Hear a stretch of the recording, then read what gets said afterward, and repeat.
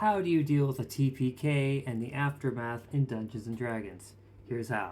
So you probably know what a TPK is. You definitely know when it's happened. So a TPK is like a total party wipe.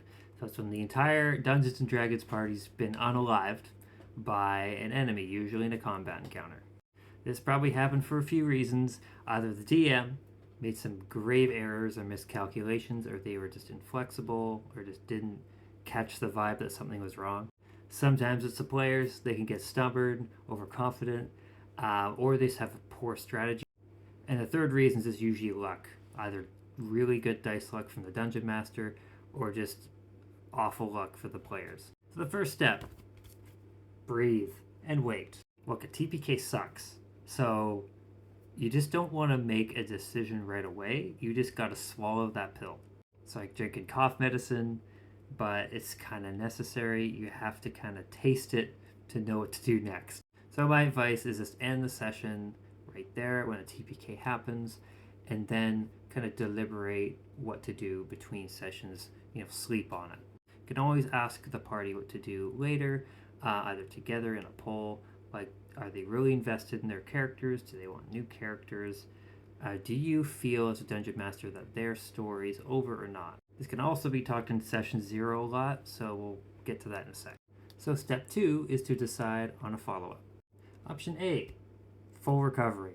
What TPK? That never happened. Look, this is a really tempting and easy method to do, but I wouldn't do it. The players won't feel any impact, like that death doesn't matter. Look, this might be good if you're playing D&D with really young kids that don't understand, or you didn't communicate it well enough in session 0 or in between games.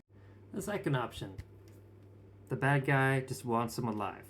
So the evildoers or the big bad evil guy, or maybe a rival to the big bad evil guy, wants them alive for some reason. This can only work if it really fits the narrative well. Otherwise, it just doesn't make sense.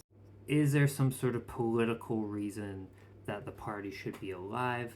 Do they want to use the abilities of the party for a rival or an enemy? Look, I've done this before. It can work given the right group and the right circumstances. This leads into my next option, recovered for a price. Kind of similar to the second reason, but maybe a local healer guild or maybe a patron of a warlock or deity has recovered the party mysteriously. Obviously, they have their own motives for doing so. Do they take the player's items as collateral, or maybe the players are cursed until they fulfill some sort of mandatory quest? I really like this method because if players really want to continue their old characters, they still have the freedom to do so. This is also really fun for dungeon masters because you can make their death still mean something and have real consequences. Option 4 is the classic. Roll some new characters. This means as a dungeon master, you don't pull any punches. You let the dice fall as they may, let the consequences be real and sink in. Although this method can be seen gritty and difficult, it's also the most immersive for the game, right? It shows that you don't pull punches as a DM, and every failure is real, so that means every win and victory is also real.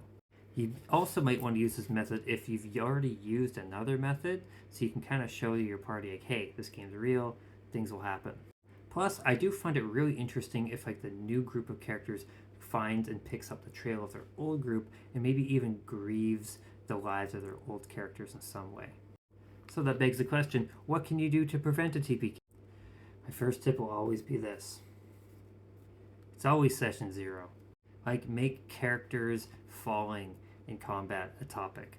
Talk about what's kind of magic's available in your realm, or your world. Is resurrection magic available? Are healing items available? Maybe have a rule like the first time a character falls, maybe they have an option to get back. Otherwise, you're going to have to roll new characters. I do also have 5 things you can watch out for in the moment to prevent a TPK. The first thing, use average damage. I know, rolling dice is a lot of fun. I really like the sound. But taking the average will help you avoid damage spikes. 2, don't always attack. You don't need to always attack your players, especially when the monsters believe they have the upper hand, or if they're intelligent monsters, they might want to capture the players instead. The third piece of advice, monsters go elsewhere. Remove some monsters from the board. Ask yourself, are your monsters really there just to fight the players? they're probably after some sort of item or maybe an important NPC. Maybe some monsters just scoop up some treasure and run off, while the other enemies just remain to finish off the players. My fourth piece of advice is drop a few hints. Like this goes back to the classic, are you sure you want to do that? Like players might expect that every fight is winnable, and sure, it's reinforced by all the victories they've already had. You should give the players a sense that the fight is against them. As a dungeon master, you're behind the screen, you can kind of see what might happen before it happens. Maybe you give the players a free d20 test. Maybe it's probably like a wisdom, like a perception, survival, or insight, or some sort of intelligence check. You might drop a hint that, oh, you get the sense that the odds of winning this fight are against you, or maybe even have some NPCs around them, like guards or militia, begin to pack their things quickly or just run out of the room and like retreat and call to flee. The last piece of advice, provide some healing opportunities and items. So when like designing a game, you're going to want to have areas that you kind of intend the players to rest in. And this is especially true for low-level games.